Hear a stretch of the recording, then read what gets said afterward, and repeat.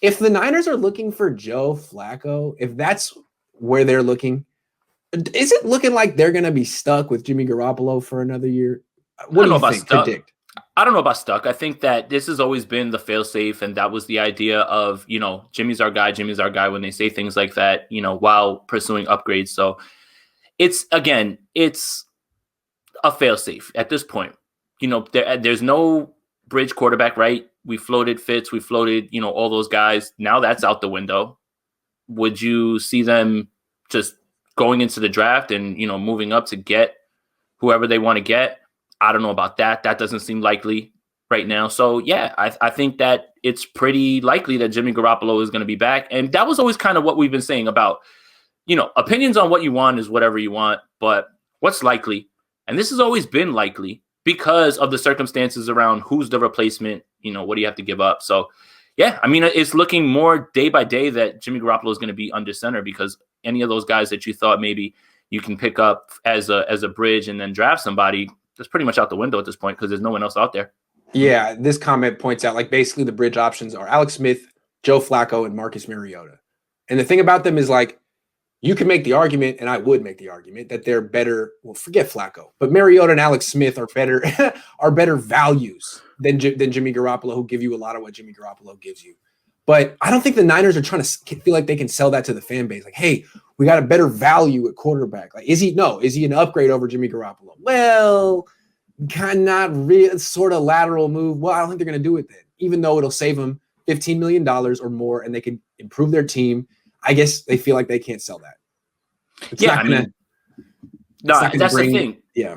That's the thing. It's like, I'm cool, not cool. I understand you bringing in somebody who is going to be in front of a Justin Fields or whoever.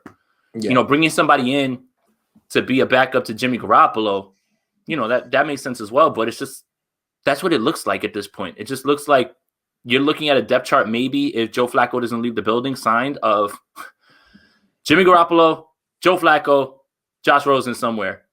And you never would have been able to predict that. I just have a problem with keeping Jimmy Garoppolo at his current contract number. That's, to me, the issue with him. Like, he's so expensive and he's not that great and he doesn't play enough. So, the Niners can say, well, his contract didn't hurt us. We brought back everyone we wanted to bring back. We executed the plan we wanted to execute. Yeah, but just bringing back everyone doesn't necessarily mean you won the offseason. Spending $150 million to bring back your players doesn't mean you necessarily got better.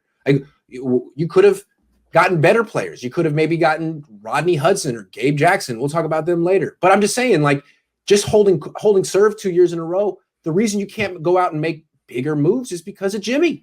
And you say you like that, that's cool, but that's the issue here. Well, I'll say this. I think the excitement around the fan base and around people were that, I kind of penciled in who was going to be leaving. And to end up losing Kendrick Bourne and Spoon instead of Trent, Verrett, all those guys, so while I agree with you, you're not necessarily improving because those guys were there last year. You are improving in an idea that you didn't think you were going to bring those guys back, and now you have them. And I understand the Jimmy money thing, but for all the talk about, hey, Jimmy's money is going to stop us from signing Trent, from signing Verrett, didn't happen. But I think what it has done the last 2 years is it's stopped them from improving. The best they can do is run it back. The best they can do is say, let's bring back as much of the same team as possible because we're good when we're healthy. We win. That's the thing, is that they're trying to replicate how they can 2019. That's the Ibukam move, Samson. That's it's him trying to be D Ford, want to be in that turbo package, and that's what they're doing. So it's clear that this team is building the same roster the same way. Their roster construction mentality hasn't changed. It hasn't at all.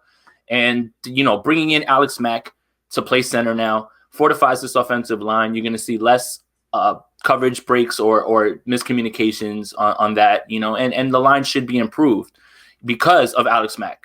That's another thing that you have to point to. So they did improve in that way. And if they're going to run it back with Jimmy, then they need that line to be as stout as possible, as best they can, calling out everything. And I think, that's kind of what, when you look at what they brought in, kind of just leads you right back to Garoppolo being the starter.